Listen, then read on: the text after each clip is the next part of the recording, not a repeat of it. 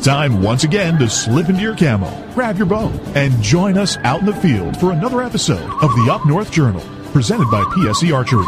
The Up North Journal crew is knocked and ready to rock for another exciting adventure. So let's step outside and hit the trail.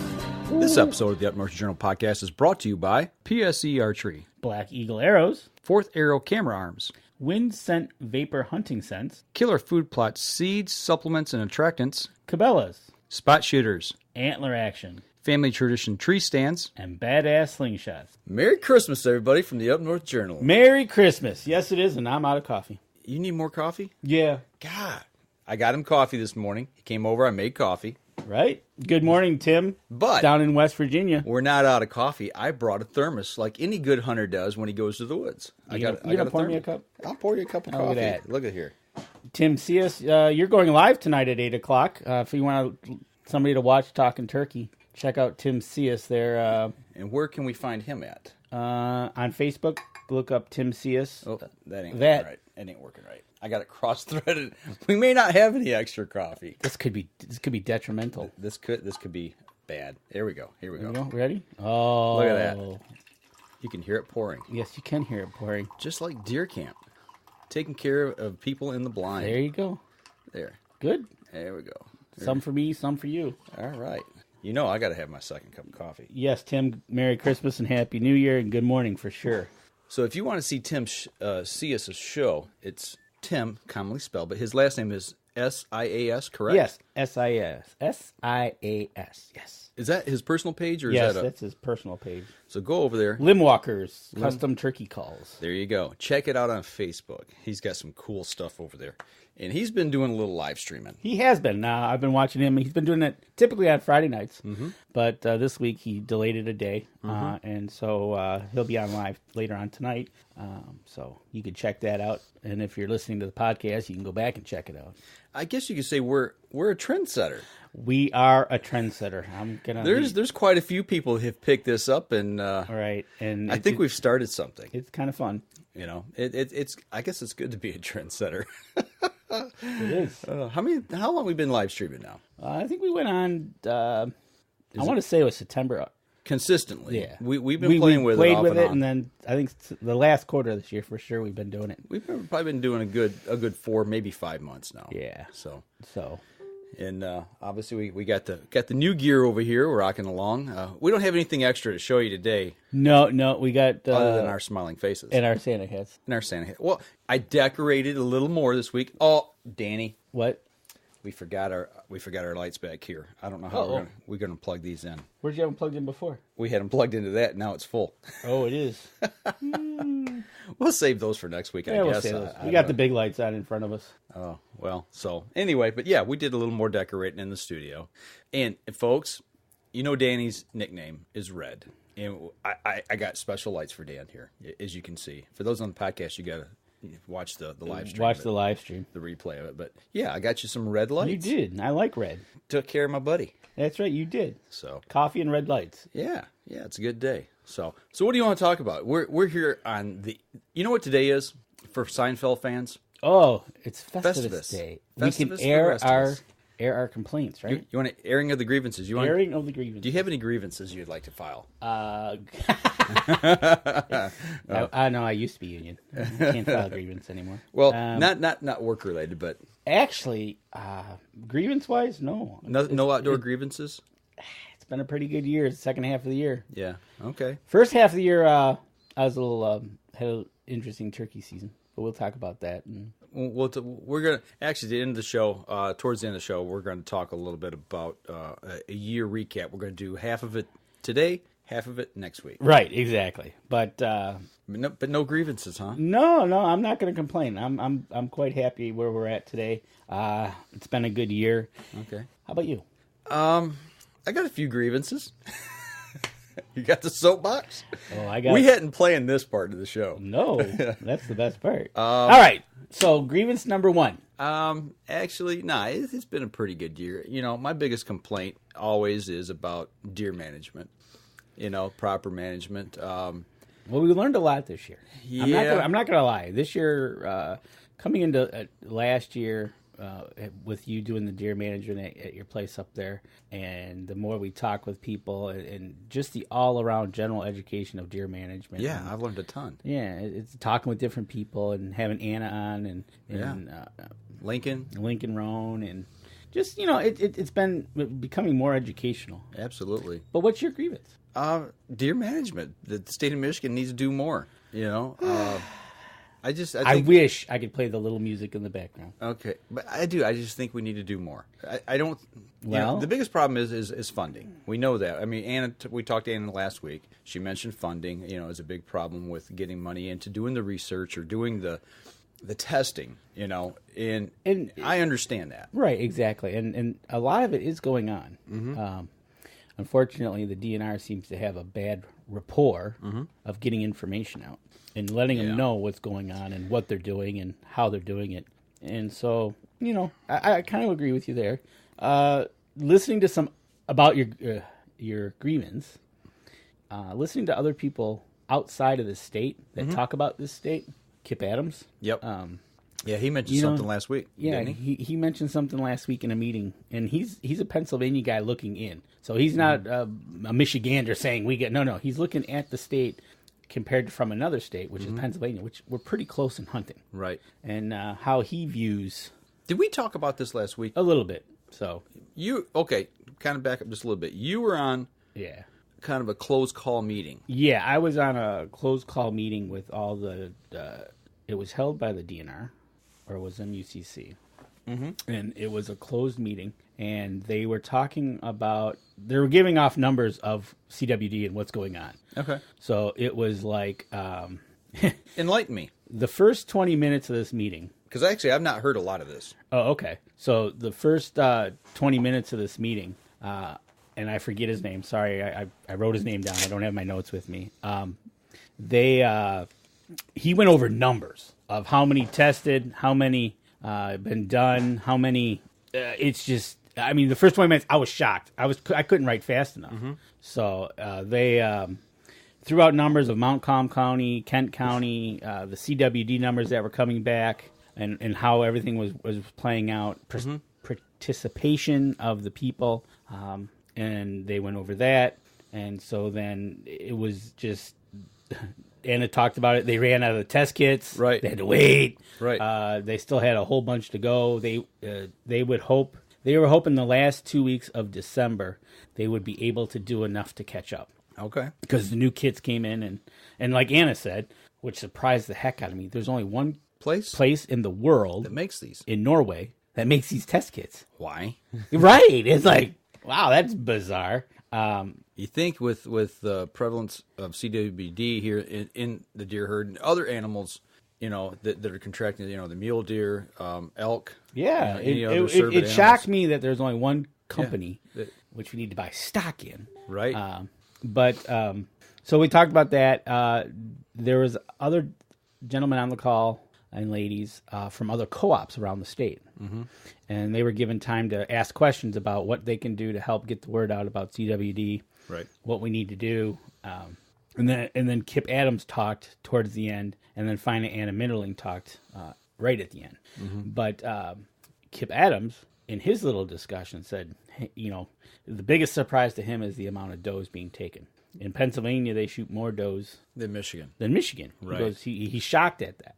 So it's like, okay, so you might want to start looking there first. Mm-hmm. All right. So with that in mind, then you listen to some of the co-ops that are trying to get the doe management taken care of by running a doe poll, by doing different things.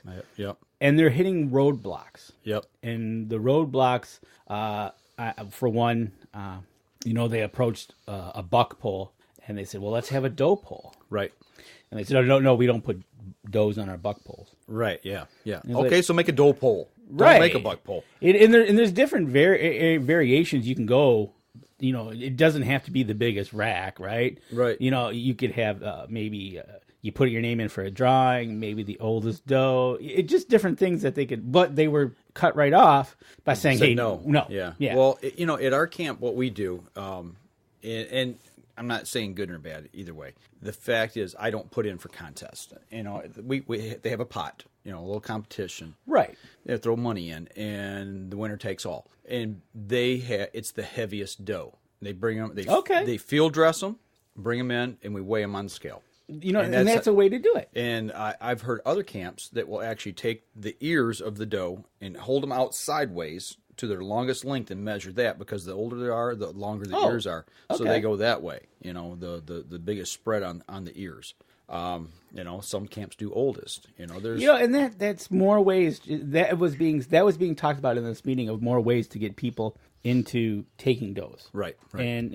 And what we've learned through the years, you need to take a third of your population just to maintain your population. Right. You know, that's the biggest news that I think I really learned this year was that piece of information. I'd heard it, I don't know if it was at the beginning of the year or if it was at the end of last year, but when I picked that information up, I was just like, okay, this is new. This is something I haven't heard before. And, you know, the science is behind it, and we're hearing a lot of people starting to say this. So that's what our camp has done. We've made that switch over. You know, we had a pretty high target rate this year, and we're not halfway there yet. Right, exactly. So, and it's, you know, it's tough. It is tough, and just getting everybody into the mindset.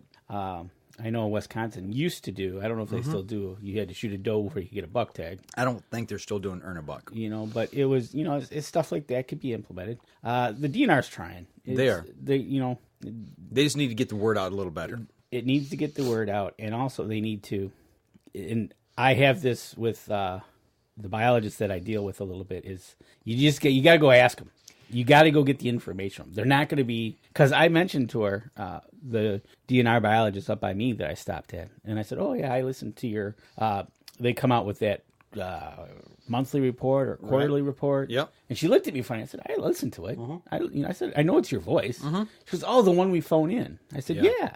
Then she kind of realized I wasn't talking out of my butt. Right. I kind of know what you do, and right. And I know she doesn't remember me from Boo, but she's been there for years, as long as I can remember. So it's the same biologist. Right. And just talking with her, and I got to talking with her, and that's when I started asking more in-depth questions about a doe season for us and the potential. And she kind of went down the road I thought she was going to go to. Getting where we're at today with the weather, and if we have another soft winter for them up there, it might be good for us. So Right. But yeah, that was. I think that's the key, though. Like you said, you're doing some listening on the side. You're talking to them, and I think that's the biggest thing that a hunter can do is, you know, when you see a CO, stop and talk to them. Don't just go, oh, there's another CO. You know, like that day remember when you and I first went hunting the very first time. Yeah, the turkey together, hunt. Yep. the turkey hunt. We saw a CO pulled over, and actually he was in the woods. Stopping to make a pit stop. Yeah, nature's bathroom, right? Yeah, he comes out of the woods, you know, fastening his belt, and he looks up and sees us, and we're laughing. But the point is, we seen the truck there, and we stopped and asked for some scouting reports. Right. Stop and talk to him. You know, start that conversation. Don't be confrontational. You know, just be friendly and start that rapport with your local CO. And if anybody has watched any kind of TV, and this works with any kind of enforcement, if you listen to what they say, and if you're not a jerk to them, things go a lot smoother. Yeah. And if you're in trouble, comply. Right? you know, don't ask why. Yeah. Hey, that's pretty good. Comply and why. Yeah. You know. Yeah. If you're being detained, you know why. Right. You know. And you know, so that meeting was really cool in a sense. Okay. Because it was a closed group meeting. Okay. And just other co-ops getting into how they're helping to manage. Right. Getting the word out. The DNR's got to, you know, again, it kind of went down that road of getting the good word out. Getting the word out, and also having mandatory registration. Okay. So you know, that question was asked. Okay. Are we, you know, and there wasn't a true answer. It was that'd be great, and kind of just, it was left gray. Okay. All right. So you never know. They didn't say no. Right. So my thought is that there might be talks of it. Okay. From my interpretation of what was said, and I'm like, they're probably discussing it. Gotcha. Because it's so easy to do with telephone now. Yeah. You won't get the deer head turned in, obviously, and being checked for CWD or checked for TB, like we have in our area. but at least they get numbers. And you ran into that in Illinois where you phoned it in. Yeah. When I was down in Illinois hunting down at Clint Turner's place, oh man, that was in 2010, I think. Yeah. 2009 or 10. Yeah. I shot a doe that evening and, put my tag on it. And then there's, you got your tag number. Then you phone in your information. You call a number and put it all in. It was really easy. It took me less than 5 minutes. And pretty much the whole state of Michigan is cellular friendly. Yeah.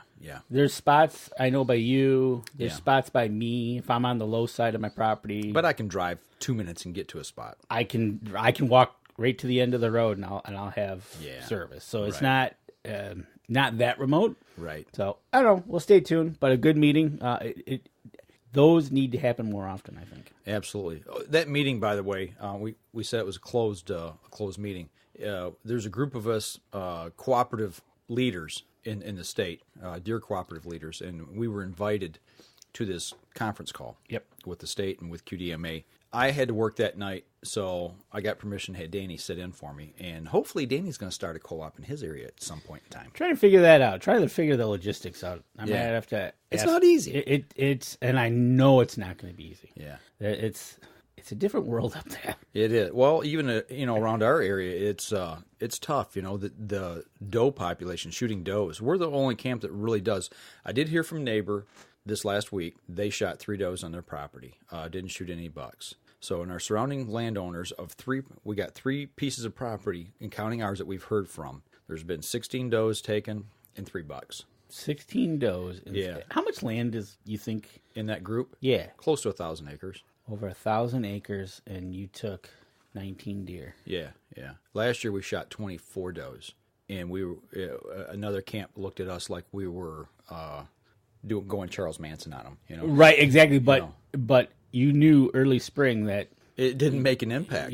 Camp managers started seeing deer, and it's like, okay, that didn't make an impact. Yeah. So this year we upped it to 30, and we're not going to reach our target. The deer have actually disappeared off of our property. We think we know why. Right, exactly. And then and we know they're there. Yeah, because you planted and it didn't. Your grow cage said it grew. Yeah. So you knew they were being mowed down. Yeah. So we think they're being fed somewhere. But yeah, I hope so. We'll see how that goes in the new year. I just think that landowner maybe have some splaining to do, right? If somebody stops by. So, do you have another grievance?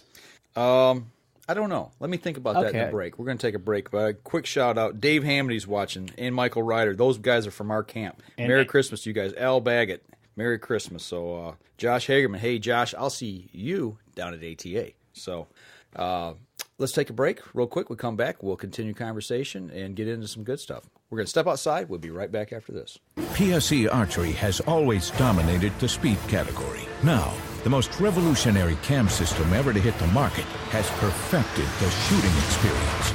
Introducing PSE's Evolve Cam System, featuring extremely high let-off capabilities and the smoothest draw cycle in history. No other cam system has ever delivered this level of total comfort and total control. Experience PSE. Experience performance. Killer Food Plots have been helping property owners for over 20 years create premier whitetail habitat. Whether replenishing your soil with their all-natural Organics Fusion pellets or planting a premier KFP food plot seed blend to help your deer rebuild their bodies through spring and summer while supplying the much-needed high energy during and after the rut, you can trust that Killer Food Plots family and their products will help your deer achieve their full potential.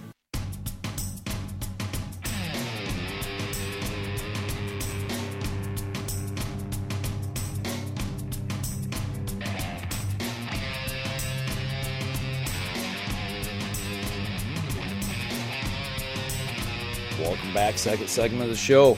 We're doing our Festivus beginning to the show. Yeah, airing of the grievances. It is December 23rd. And everybody and anybody that watched Seinfeld, we don't have a Festivus poll, but I guess we got a Festivus podcast. Got one at work. Yes, you did. And I thought we lost it. Somebody put it in the scrap pile. What? Yes, dude. I went searching high and low, and I found it, and I rescued the Festivus poll. I got one at home. Mm-hmm. My daughter's made one years ago. Yeah. I'm trying to remember where it's at. so I don't know where it's at. Well, I think I know it's in the closet, but second pouring of the coffee this morning. There you go. But first segment we talked about one of the grievances we had was deer management. Do you have another one? Yeah, I'm out of coffee. Not for long. No, you're filling it up nicely. It almost has that waterfall effect. Kind of soothing. You hear that? Yes. Seems like we heard that earlier this year. Yeah, we did. I think it had something to do with a deer grunt call. Right? You hear that? Here, you want the rest? I'll give you the rest here. Oh, what a guy. That's the kind of guy I am. I'm a giving person. Giving him the last of my you guys know how much I love coffee, so I'm giving him the last of my coffee. Almost there. We're getting there. Woo. You're going to have to finish it off. I think I might. Yeah. I'll have to throw the rest in my cup, I guess. Just like deer camp, sitting in the blind. And actually, this is the thermos that I use in the blind. I love this thermos. You can get them at Michael Cabela's, Ryder. by the way. Michael Ryder says they're going up next week to camp. Michael, I hope you guys lay the dough down. We need some dough shot. Be forewarned, though. The sightings of the dough at our place have been very minimal. Really? Yeah, I would suggest sitting out all day if you can stand the cold. That's going to be tough next week. As we talked about, and as Jason Radecki said, it's going to be single digits from north of us. Yeah. Matter of fact, Michael, if you're still on and you're listening, you guys are more than welcome to hunt my high road blind and my low road blind if you want. So I don't know how many guys you got going to camp, but utilize my blinds if you need to. Yeah. Start a fire in them. Don't light my blinds on fire. Oh, I mean, get a heater in them. Yeah, you'll need a heater in them. I guess starting a fire would not be, well. The one in the low field heater works really well. The one up on the high road, if you don't know how to start it and keep it running, it won't work. It'll shut off. I need a new head on it.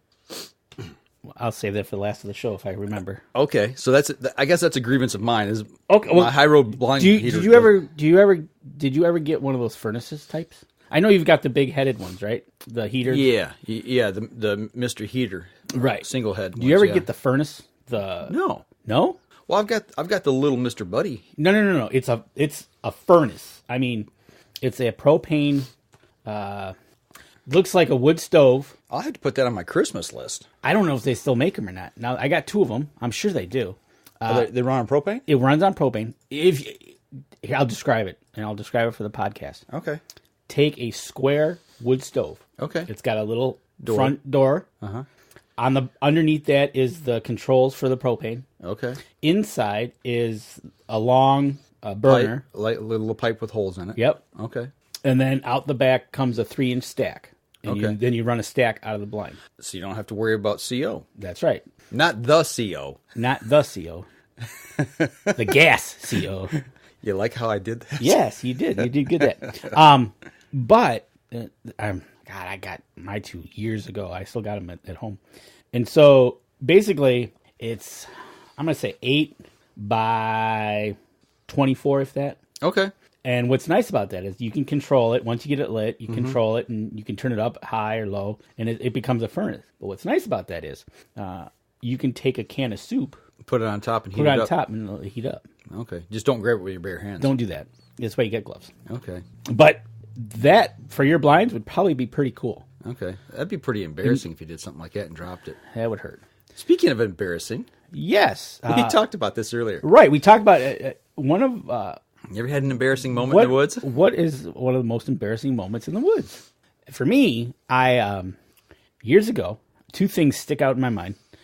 Embarrassing to the point of stupid, but now lessons learned. Okay.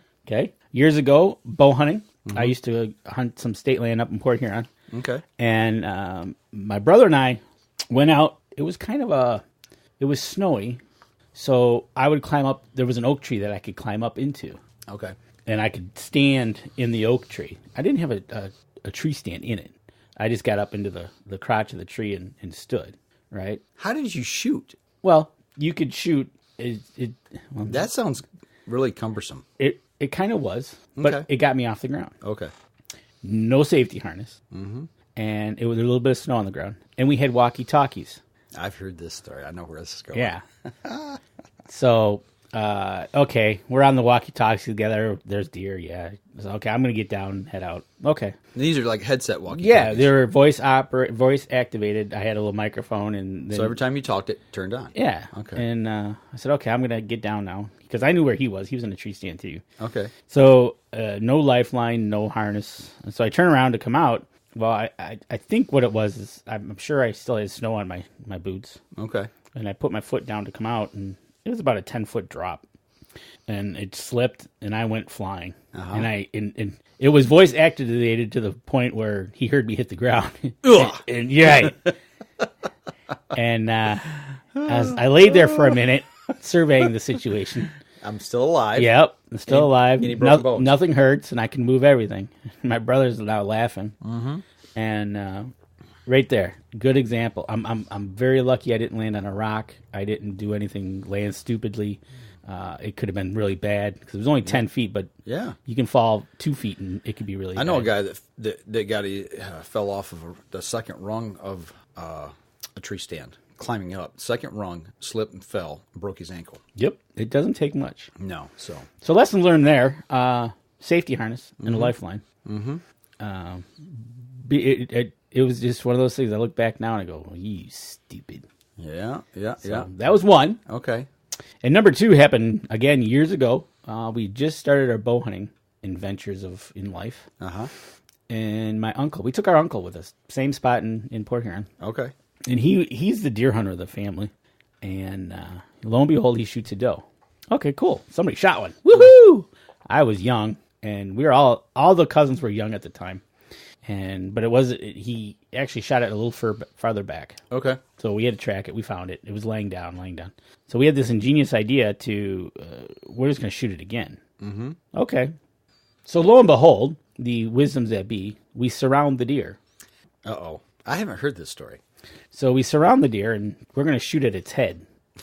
With bows. With bows. Okay. So somebody shoots. Now, granted, the deer, if we're together in the woods, the deer is between us, and I'm shooting at the deer's head. And I'm on the other side. Yes. Supposedly. Yes. Oh, that's ingenious. Yeah. That's. You look back on that moment, and that was pretty stupid because the arrow went flying.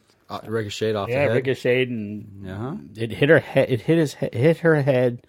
It bounced off and went flying. That could have been really bad. So, Ouch.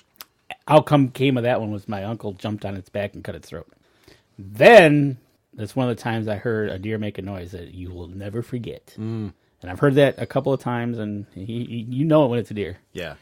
But It reminds you, I guess at that point, when you hear something like that, it reminds you of the seriousness of taking life. oh, absolutely, You know, absolutely. when you're hunting. I mean, we all talk about the different reasons we hunt, this, that, and the other, but it becomes a serious moment when you pull that trigger, or you have to finish one off that you Pull that trigger, release an arrow. Yeah. So I've done it. I've spined a deer. I've had to walk up and dispatch it properly, right, and then watch it roll over on my arrow. That's when I got mad. yeah, right. Snap. $10 arrow. Right. What are you doing? Thanks. Yeah. But those two moments stick out to me as stupid, Yeah. but lessons learned. Yeah. It happens. Stuff like And that. I remember we were the cousins at the time were young. Uh-huh. We were young, so put that in our caps of Wisdom. right? Don't do that again. Right. So no, those two things stick out to me in my mind. What about you? Two instances. One was probably 15 years ago or so. At our current camp, I was going to a blind that we had just set up and trying to find my way to it. Is in the middle of a swamp. And that particular year, opening day was cold. I mean, it's definitely below freezing. There wasn't a lot of snow on the ground. It had just gotten cold. And I missed the trail, got off the trail somehow going through the swamp, and stumbling around. I knew I was within probably 30 yards of this blind, but I could not find it. You know, it's dark. You know, and Dark is dark. and I don't want to turn my flashlight on. You know, I'm carrying a rifle and I'm carrying my heater. You know, waddling through the woods, and all of a sudden, boom, down I go. My right leg goes down into a hole the perfect size of my boot, Nice. and I go down, past my knee. You know, it was a deep hole. Wow. Yeah, it is. And I kind of, stumble, and I'm trying to, and I finally got my leg worked up enough where I could lean back, and I fell backwards at the bend of my knee. Luckily, I didn't break my leg. And, of course, the hole was full of water, ice cold water. My boot's full of water. And I'm trying to pull it up without losing my boot, at that point. And having to walk the rest of the way, stumbling around barefoot, or sock-footed, wet. So, yeah, I finally worked myself loose, got the boot out. And by that time, I had made a load of noise. Anything that was in the next mile or next county was probably gone. So actually, I think they were probably standing there looking at you laughing. Yeah, it could be. So at that point, it's just like, okay, get the flashlight out. And I was within 30 yards of the blind. There's the blind. Okay, made my way over. Had to strip down. Of course, everything I had on was covered, so I had to start stripping each layer down. And I'm down to my not my underwear, but my base layers. Right. And I got everything laid out over top of my heater, and it's roaring, and I'm trying to, dry everything out. I'm freezing to death. So, yeah, that was pretty embarrassing at that moment because it blew the whole morning hunt. And at that point, it's dark. It's still dark, so every window of my blind's lit up orange like a pumpkin. Oh, yeah. Because I'm trying to thaw out. So, and that's another reason I bring up that furnace. Yeah. You don't get that glow. Yeah, that's a good point. That's a really good point. Okay, so you're out there. You're down to your base layers. Mm-hmm. It's cold. Uh-huh. It's cold. How long did you last out there? I made the morning hunt. I got everything dried out. Oh, did you make? Yeah. Okay. But I was hugging that heater pretty tight. Mm-hmm. I can imagine with the heat coming off the heater, the steam coming off the clothes. It looked like a sauna. Yeah, exactly. That's okay. All right. So that was one. The other one, actually, I'll admit too that it happened this year. Opening day. Okay. Rifle season? Rifle season. All right. Pouring down rain. Big breakfast. Big breakfast. You got to eat because you got to stay warm. Food makes fuel. It keeps your body warm. So I loaded up. Yeah, well, about 2 hours after daylight, nature calls. Uh-oh. It's raining. It's raining. It rained all morning in the lower. Yeah, it was pouring down rain. Uh-oh. Yeah, so nature called, and it wasn't just to water the tree. And I was like, oh, geez. And it's like, there's no way you can wait. And I sat out there all day. And I'm like, okay, what am I going to use for paper? No paper? Had nothing with me. And I wound up taking my lunch, dumping everything out, and I had the paper bag. So that's what I used. It worked. I know somebody. So lesson learned. Take teepee with you when you go to the woods. Put it in your backpack. Lesson learned. I know somebody who had the same. This was a few years back. Use socks and underwear? Use socks. Yeah. Brand new pair of socks. Went out and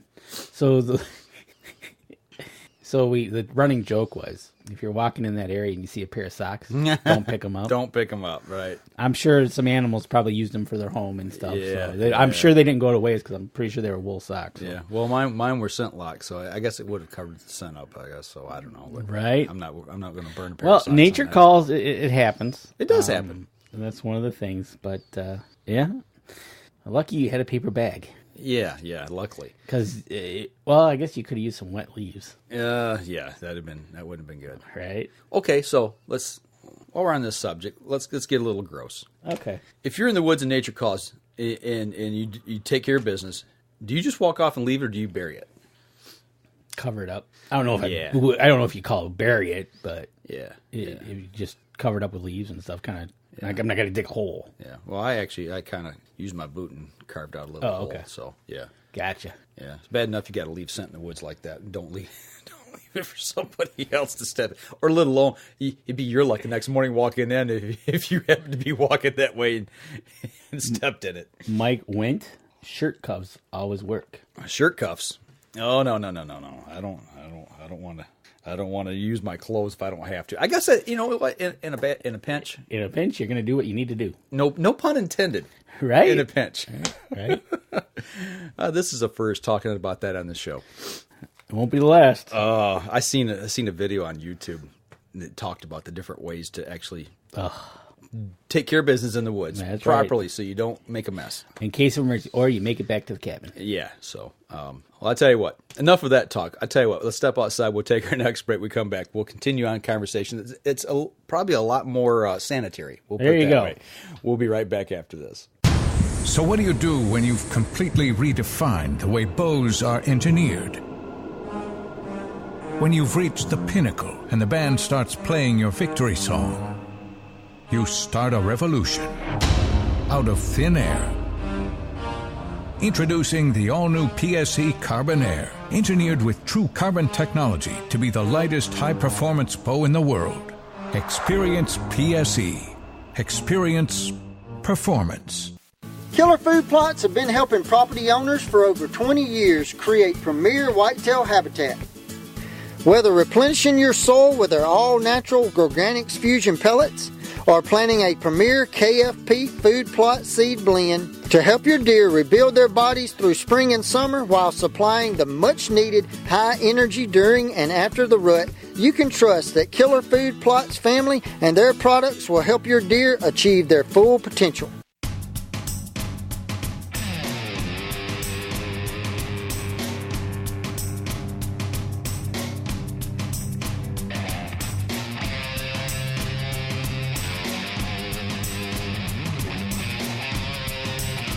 Welcome back, third segment of the show. So, we've taken care of embarrassing moments. We've talked about Festivus and our airing of the grievances. Can we talk food? Yeah, we can talk a little food. Yeah, Because I got my deer back. I did too. I just got mine back. I didn't take and butcher mine this year. I took it over to the same place you did. Yeah, the one that I do use when I have to.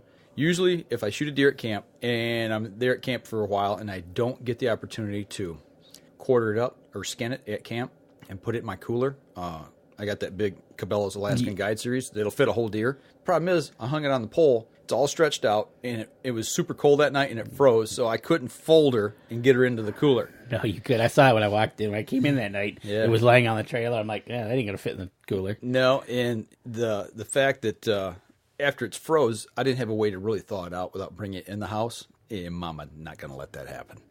And being in the garage, it wasn't going to thaw out in the garage. No, and I couldn't find my chain fall. Oh, that's a problem. Yeah, I don't know. It's in there. I just couldn't find it, and I'm like, yeah, man.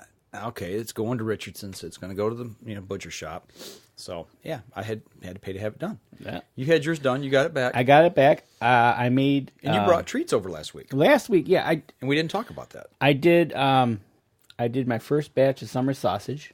I got that done. I went with pepper jack cheese, and then I did a jalapeno cheddar. Okay. Which I haven't brought over yet. Maybe I'll bring that over next week for New Year's. Okay. Have a little. Now, did you make, like we did last year, the logs, or did you make the sticks like you brought over last those week? are logs, the Okay. 12-inch logs. And I attempted to do sticks for the first time. Right. And I let you taste them. Oh, dude, those were awesome. And that was just the base ingredients of a mixture that I bought. It was a whole kit. I'd never done them before. And you got that at a little butcher shop. Yeah, a butcher and packer supply company down by me where I work. I'm going to have to stop back there probably this week and get some more. Okay. But I think they came out really good. They did. I was like, okay, I was the guinea pig. And I'm like, okay, here, try these. Right? But I was and that was just I was blown away at how good they were. But I learned how to do sticks, and I had never attempted to do it because it's a smaller casing, right? And because in the kit it gave me a casing that was probably this long. Okay, but it was all condensed, right? Right, and it was good for 10 pounds. Oh, so it's one long casing. It's one long casing. Okay, and I'm like looking at this, going, "This ain't gonna work." So did you fill the whole thing and then twist them down? Okay. Uh-oh, here comes the story. Yes, another embarrassing moment. Well, I'm looking at this thing going, how does this work? I have no clue how to do this. So I preloaded it on the, I don't know what that is, about 6-inch tube. Yeah, the little stuffing tube. This is stuffing tube. And there was still 3-4 more inches to go. And I'm like, well, maybe it just starts to push it down and fill. Right. I don't know. Yeah. So I start. Well, it only gets so far, and all of a sudden it starts back.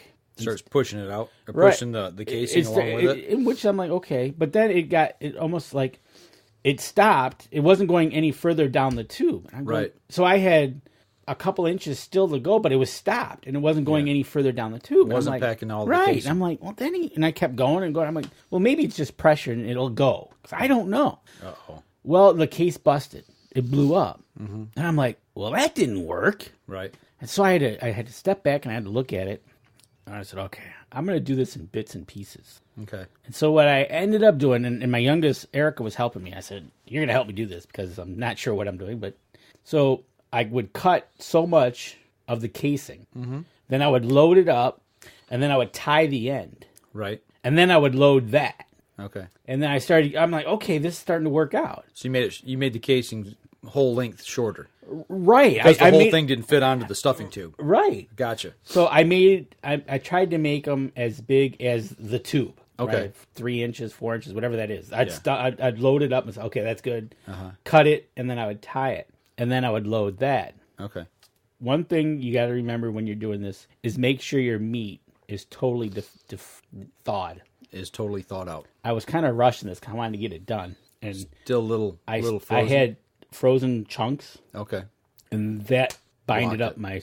So I'd go, and all of a sudden I'd hit it, and I'd be like, what's going on? And I'd undo it, and I'd, yep. Okay. So I did that.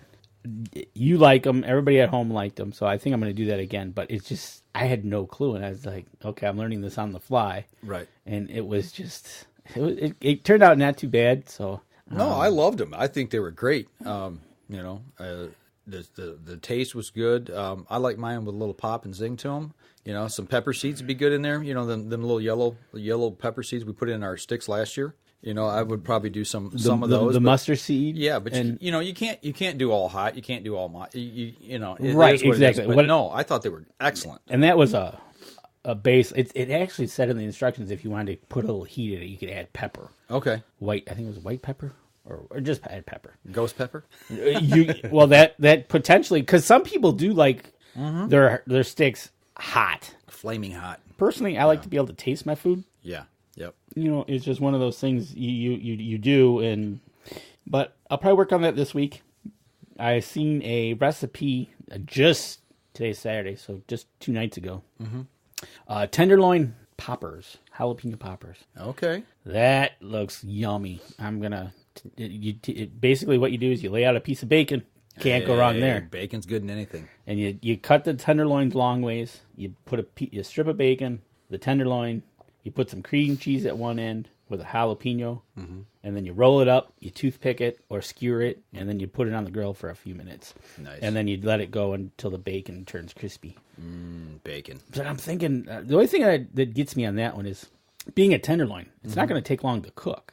Yeah, being wrapped in the bacon might protect it, though. Or the juices from the bacon seeping into it might. Right, because it says to finish it up by taking them off when the bacon's crisp. Yeah. So I don't know how long that would be. Yeah. But stay tuned. That's I just found that recipe, and oh man, okay, it looked good. Might try them a couple at a time, not waste a whole back strap or tenderloin. Right, exactly. So I got that plan. I did get a couple roasts this year. I'm not a big roast fan. Me either. So I don't know how I'm going to do those yet. Probably crock pot those, I'm thinking. Okay. But do you have any plans for your venison? Putting them in my belly. Well, hopefully we don't have a disaster like you had last year with the freezer going down. No, because actually they're in the upstairs refrigerator freezer this year. That freezer's nice and full right now. I got my back straps and tenderloins butterflied, and those are nice little tiny packages, enough for probably 2 people. And I got some steaks that are probably enough for 2, maybe 3 people. They did them like in 1 pound-ish. I think there's 2 steaks per package. Is there? Okay, so it'd be enough for 2 people. And then the rest I got done in burger with bacon. Speaking of bacon. Got bacon already added. Bacon burger. But, so that's already mixed with pork and the bacon and all that kind of good stuff. So that way I can take that and actually make summer sausage right away. Yeah. Because it probably won't get used in anything that we eat around here. I might make a burger or 2 out of a package, but my wife, she doesn't like venison unless it's in summer sausage or sticks. What about spaghetti? If I put it in there and tacos? She didn't know, maybe or chili, but she's really picky about that stuff. Deb more psychological for her than anything, I think. Deb, we did tacos. She did it like a 50-50. Okay. Turned out really good. Mixed burger with the venison burger? A pound of burger with a pound of venison. But like you said, our venison's got pork in it. So okay, you're cutting it down again from not 100% venison to half. Yeah. That turned out really good. Okay. And if you do it in spaghetti, we did the crock pot spaghetti sauce. So it went all day, and it was just yummy. Right. The roast, you didn't get no roast. No, I just had everything else ground up. Typically, I don't either, but I figured, you know what, we'll try it. Yeah. When I get to that part when I'm butchering it myself, I'll I just cut them into like chops, small chops. Okay. Or a lot of that I'll actually cube up and make stew meat out of. So I can put it in like I do a beef stew. Make soup with it. So that's kind of what I do with what I've got left of what little bit of venison that I don't put into steaks and the back straps. So Tim C.S. got a question for us. Did you guys use the? He noticed. Yes, or are they there for decorations? Tim, I've not used them. And hang on, I got it for those of you on the live stream here. Let me reach up here and grab one. Tim asked about the ulu knives. This is ulu knife. The ulus. I got these actually from a former UNJ staffer. Yep. That lives in Alaska. And he's on the show Life Below Zero. Life Below Zero. Right. Chip Hailstone and Agnes Hailstone. If you guys watch it, I think it's on Thursday nights on Nat Geo. Nat Geo. Yep. He was with us for 2 years, maybe 3. And wrote back when we did blogging and stuff. He wrote for us and sent pictures and everything. And Nat Geo actually found him. But then he got a better offer off of our site, and he got a better offer. Actually, they're paying him. Yeah, right. So, we wished him the best, and I still stay in contact with him. And 2 years ago, maybe 3 years ago, I think it was 2. He was making these. Somebody asked him, "Hey, do you make them?" Because they're always using these on the show. And he says, "Do you buy those or make them?" But this is, not this one personally, but this is an ancient technique that they used to make knives out of. I would say ancient, but for a couple hundred years, this is what they've used to work up their game meat. So they still use them. They use them on the show, and he makes them. And somebody said, "Well, you ought to make those for Christmas gifts and let people buy them." Right. He's like, "Great idea." So he did, and I got a couple. Did I get? We got 3. 3. I got you one, and I got 2 here. I was going to give one to Jake, but I don't want him carrying one of these to college. No, that's not a good idea. So, I've got 2 of these. I don't use them. They're more for just having here on the desk, but they're sharp. They are really sharp. Other than watching how they work game meat and fish, I really don't. I guess that's the the technique is a if we ever get a deer here, maybe we'll try it. We'll have to try to skin it with one and work it. But like you said, we took our deer into the processor. I had to take mine in, and you did. But if we do ever do it at home here, we probably could try it. Yeah. And Tim said Eskimo's choice of cutlery. Yeah. I found out personally they like to be called Inuit. Yes, she's an Inuit, an Alaskan Inuit. So I'll just leave it there at that. Right. Exactly. And so they. I'm trying to figure out what I was going to say next. Don't worry, I'm coming back. You okay there? Yeah. No. I was talking about roast. So, but when you get to the roast, when you do your own deer, you cut them into chops. Yeah. Then do you make the rest all hamburger? I've not made hamburger. That's what I bought last year. I bought the Cabela's right. We made it last year. Grinder. But when you did it, you just cut the meat and just sealed it that way. Yeah, that's what I typically do when I butcher. The only time I get hamburger made is when I take it to the butcher.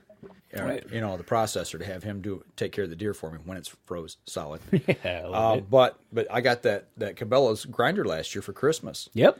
And that's what I want to use, and I would have done this year had it not froze. So. Oh, another thing we're gonna make, venison stroganoff. Okay. You've not made it yet. You've got to have this. Okay.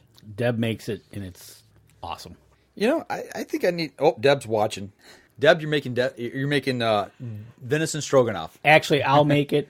Okay. Because she's going to be a little camera shy. Okay. All right. So I'll have a. I need to bring the camera over and have. We need to do another kitchen. Yes, we do. Kitchen episode like we did last year. Yes, actually, we could do it here because you've got the island. Yeah, we could do it here. We could do it much better camera wise. Yeah. And absolutely.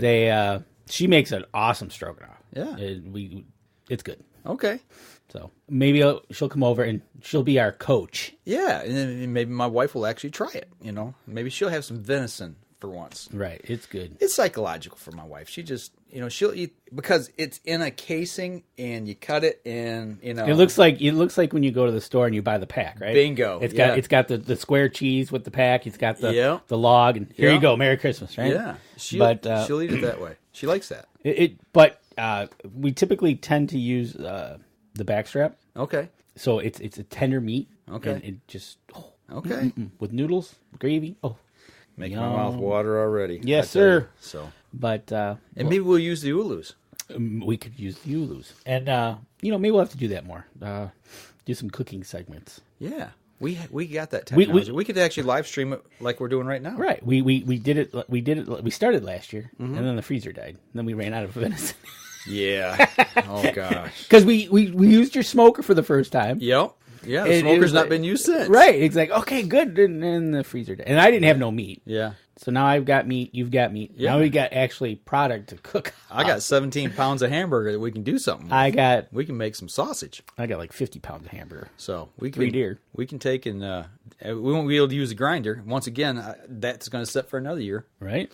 But we still have a January hunt here in Michigan.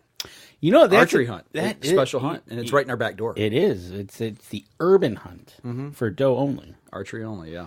But it's going to be interesting because we're going to be pretty busy in January. We are, but you know what? We might be able to slip out one morning. Cause, a morning or two getting out there. I think after... I wonder if they still got doe tags. Oh, I'd have to look. Because your buck tags are gone. Yeah, my buck tags are gone, and But I still got a buck tag. You do. So... We could sit in a pop-up blind and hunt side by side. If it's a buck, I could shoot it. If it's a doe, you could shoot it. There you go. And my wife says it's very good, if I do say so myself, her stroganoff. Yeah, okay. I'll have to try it and see. So, we'll have to do a batch up over here. Yes, we will. So it was good. Well, I'll tell you what. This segment's running long. We need to take a break. Yep. All right. We're going to step outside, take our next break. We come back, we'll wrap up the show. We'll be right back after this. I shoot PSE because I like one pin to 40 yards. I shoot PSE for the perfect combination of feel and performance. I shoot PSE because you can shoot lighter poundage and increase arrow speed. I shoot PSE for the fastest bows on the planet. I shoot PSE because my livelihood depends on my bow. I shoot PSE because better engineering makes a better bow. I shoot PSE. I shoot PSE. I shoot PSE. I shoot PSE. Experience PSE. Experience performance. Killer Food Plots have been helping property owners for over 20 years create premier whitetail habitat. Whether replenishing your soil with their all-natural Organics Fusion pellets or planting a premier KFP food plot seed blend to help your deer rebuild their bodies through spring and summer while supplying the much-needed high energy during and after the rut, you can trust that Killer Food Plots family and their products will help your deer achieve their full potential.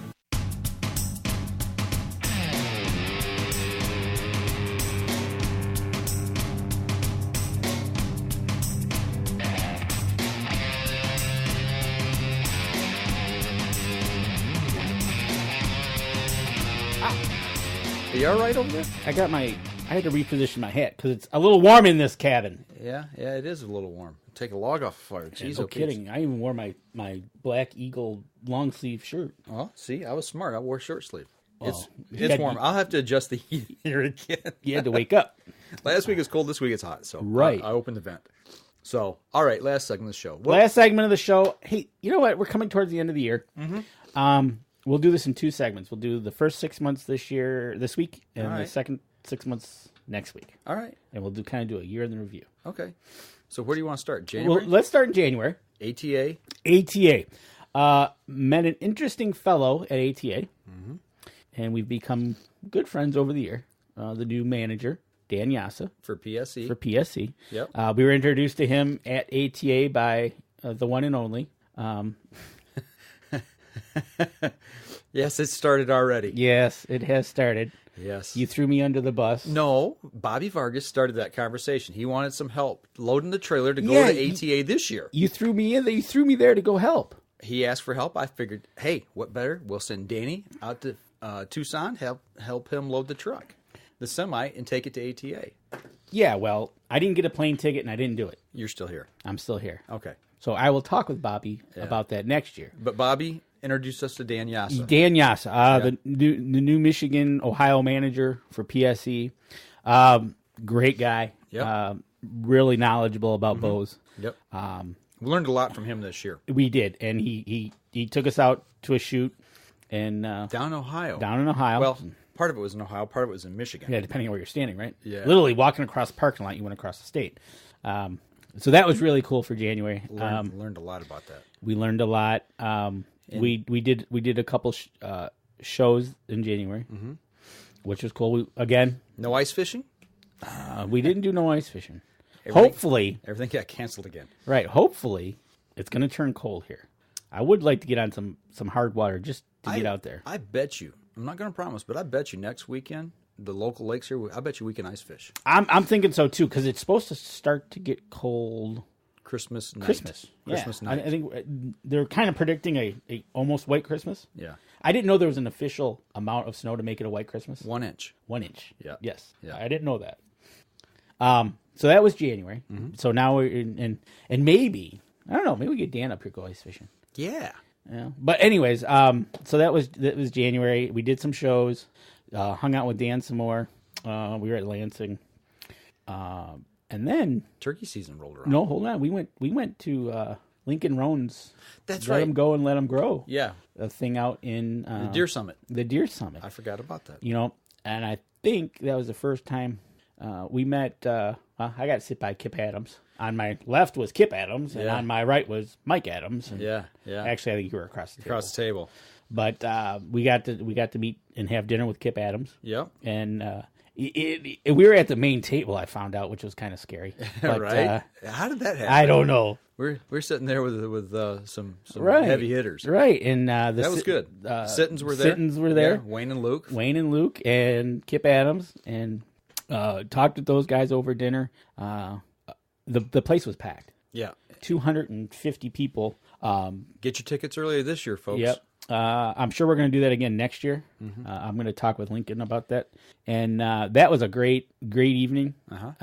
Great speakers, and Kip Adams and Dr. James Brucker. Thank you. Yep. And we talked about, obviously, everybody there was in the same mindset. Nick Percy was there. Yep. Killer Food Plots.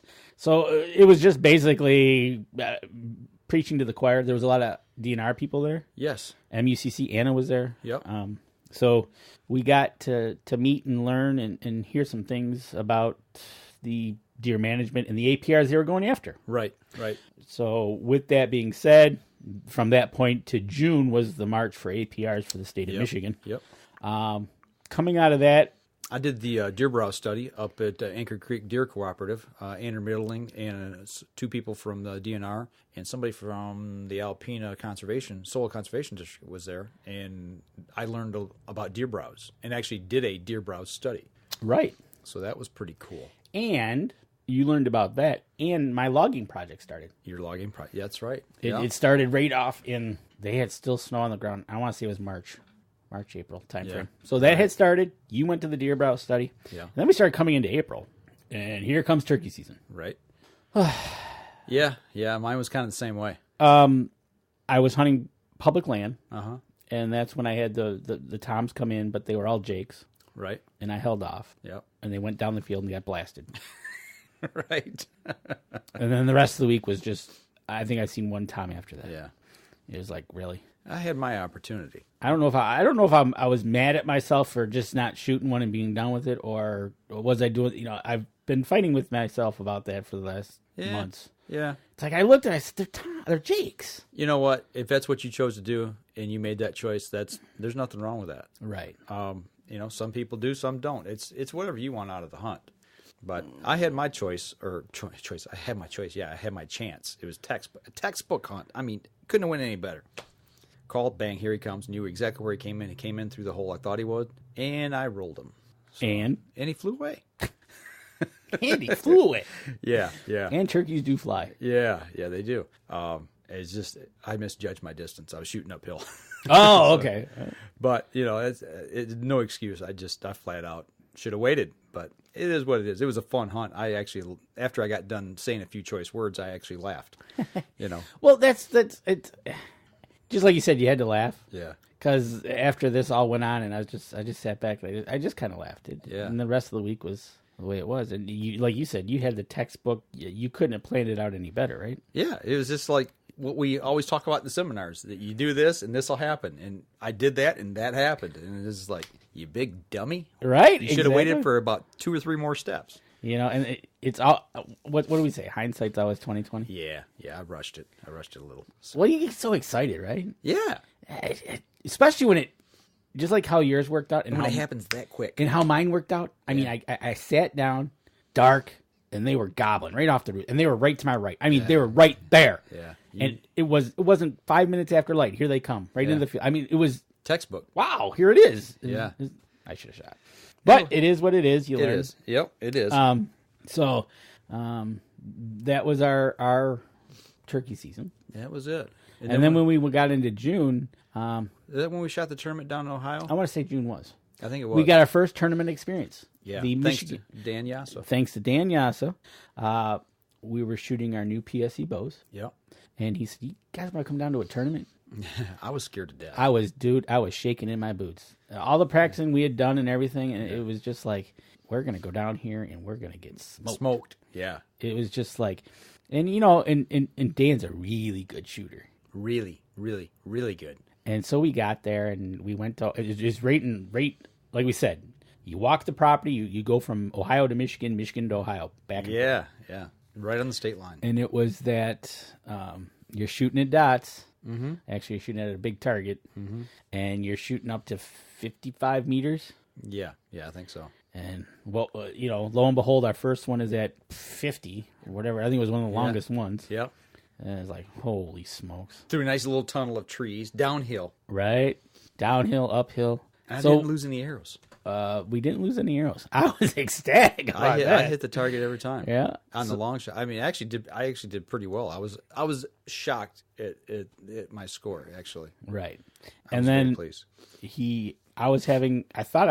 I knew I was having issues, but then he pointed them out. And I came back home and revamped my whole entire things went flying, and I took care of that. Did he say you need to rethink your life? Almost got there. But you know what? Meeting Dan this year has been quite an experience, which he introduces to the Schnurs. Absolutely. And we'll talk about that next week, meeting the Schnurs, and because that's the second half of the season. Yeah. But yeah, it's just been the first 6 months of this year has been educational. It's been fun. And eye-opening. It has. It's didn't put a lot of game in the freezer. I mean, I do have meat in the freezer this year, but looking back at everything, I didn't do a lot of fishing this year. I actually in June, I do want to say, part of June. In the past, Jake and I have taken a trip. I think we've done 2 or 3 times before. He graduated June 4th. He had to go to college June 23rd. So in the middle of that time, we planned a 4-day trip up north, and we went trout fishing up in the Pigeon River State Wildlife Game Area. Say that 10 times fast, right? And I'm still probably butchered the name, but anyway, it's up where the elk roam. Yeah. And we didn't catch any fish, but you know what? We got in the river the first morning, and we're throwing jewelry, fishing for trout, and saw a bald eagle. Came around. I mean, it looked like NASCAR. He's coming around turn 4. He come out of nowhere on a high bank down the stream. Because the stream made a hard left-hand turn, and it's like whoa. And then he climbed up, started circling, and got watch him try to mate with another one.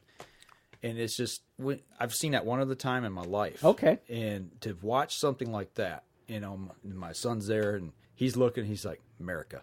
Right.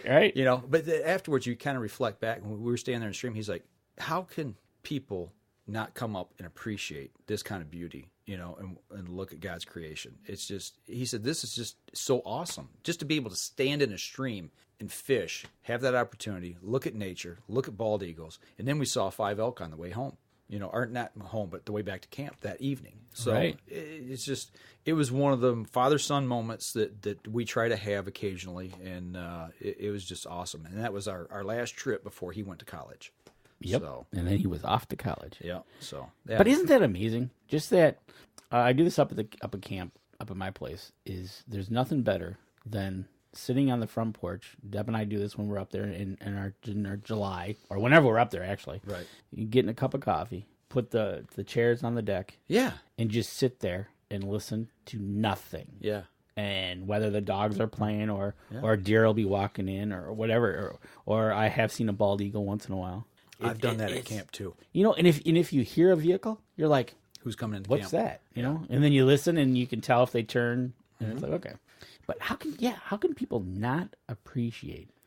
And you just, I don't know. You know, I remember sitting at camp, turkey season, cold morning. You know, you get up and it's 40 degrees out. You know, there might be a pile of snow still left on the ground somewhere. And you get up and you have a cup of coffee. You're sitting on the porch, watching the steam rise off the lake, watching the sun come up. You know, you see a bald eagle or hear a loon on the lake. See a loon. Oh yeah, loons. Yep. Yeah, it's incredible. I mean, how can people not want to take part in the outdoors is beyond me. I mean, everybody gets so busy in their lives and their jobs and chasing the almighty dollar. It's like, stop and smell the coffee. Take a sip of coffee. Sit back and just listen. Close your eyes. You know what I think a lot of it is? Educational. A lot of people don't have mentors or family or something that actually gets them out there. That's true. That's true. They've been brought up that way. Right. Because when I was young, my dad would take us. And when he was young, you know, it just right. So if you haven't got anybody to take you by the hand, so to speak, and get you out there and say, hey, look at this. Right. You know. Well, it goes back to like 2 weeks ago when we had the kids up north for the doe hunt from Backwater Legacies. That's a mentoring camp, hunting camp, where they teach you how to hunt and survive and fish in the outdoors. One of the kids had never shot a deer before. I don't think he'd ever been deer hunting. His dad had never been deer hunting. I know. You had two rookies. Yeah. So, you know, we kind of set them up. They had a mentor, another person with them the first day or two. Then we put them solo that last day. And that's that second deer I shot, I give to the kid to take home. And I talked to David Boggs, and he said when they dropped them off that evening, when they got back to Indiana, the dad and that boy both had tears in their eyes and said, "Thank you for such a wonderful experience." And the dad said, "We're going to go get a shotgun, we're going to go get a muzzleloader, and we're going to go get bows, and we're going to start hunting." You know, and it's like, yes, you know, success. I mean, you know, we were able to pass that on to somebody, even an adult, right? And now they're going to take up the mantle and run with it. And that goes to show you, at any age, yeah, you can pick something up and learn it. Absolutely. It doesn't matter if you're 80 years old. I'm assuming the dad's probably our age. Yeah, maybe a little younger. Yeah, okay, maybe a little younger. Okay, yeah, but it just goes to show you that if you want to try something new and you have the open mind to do it, yeah, you can get out there and do it. You can do it. Yeah, I'm not going to go do any bungee jumping. But anyways, yeah, you know, and Jacob, exactly. Why would you not want to get out there for a little bit? Yeah. Well, I tell you, it's we're running up here at the end of the show. I want to give a couple quick shout-outs. Rob Lee's watching from New Jersey. Rob, Merry Christmas to you and your family. Jim Beasley's watching. Jim over at Spot Shoot Archery, who's taking care of us this year. Jim, have a Merry Christmas and Happy New Year to you and BB. And they got the bait shop over there, BB's Bait Shop. So we got to make a stop over there. If we're going to do some ice fishing this week, we got to get our bait. We're going to go over. Jim will be over to see you and get some bait. Right. Tim Sia said he had to go to the shop. I guess he's making turkey calls today. So he had to head to the shop. And he said, Merry Christmas to you, your families, and all your viewers. So Tim's giving everybody a Merry Christmas. So go over and check out his live stream tonight. It's tonight, right? Yeah, typically it's Friday night, but he's going to do it tonight. You know what? When we get on tonight, let's share that. So everybody come to our page or the Up North Journal page and have a link to it so you guys can go check it out. Yep. He makes pot calls, turkey calls. So yep. And we're going to have him on the show next year sometime, early. Yeah. Well, next year is next week. 8 days. Pretty close. That's right. Today's 23rd. So, yeah, 9 days. Absolutely. Well, anything else you want to throw in real quick? I think, as we say, Merry Christmas from Up North Journal. Absolutely. To everybody out there listening and watching the show, we want to wish you a very Merry Christmas and a Happy New Year. Next week's show will be much like today, be on a Saturday. Yep. Are we doing morning or evening? Morning. Saturday morning. Okay. I'll be over to wake you up. Well, wait a minute. We might be ice fishing. Maybe. Maybe we'll do an Depends evening on how cold it is. Yeah. Just we'll put an announcement out. We'll play it by ear. Yeah, we'll put an announcement out so everybody can chime in and watch and listen. So right. All right. Is that it? That's it. All right. Well, Merry Christmas. Merry Christmas, everybody. From everybody here at the Up North Journal. This episode was brought to you by PSE Archery, Black Eagle Arrows, Fourth Arrow Camera Arms, Wind Scent Vapor Hunting Scents, Killer Food Plot Seeds, Attractants, and Supplements, Cabela's, Spot Shooters, Antler Action, family traditions tree stands, and badass slingshots. Thanks for listening, and join us again here next week. Until then, remember, as we always like to say, if you're out on the water or in the woods, shoot straight and be safe. Until next week on the Up North Journal.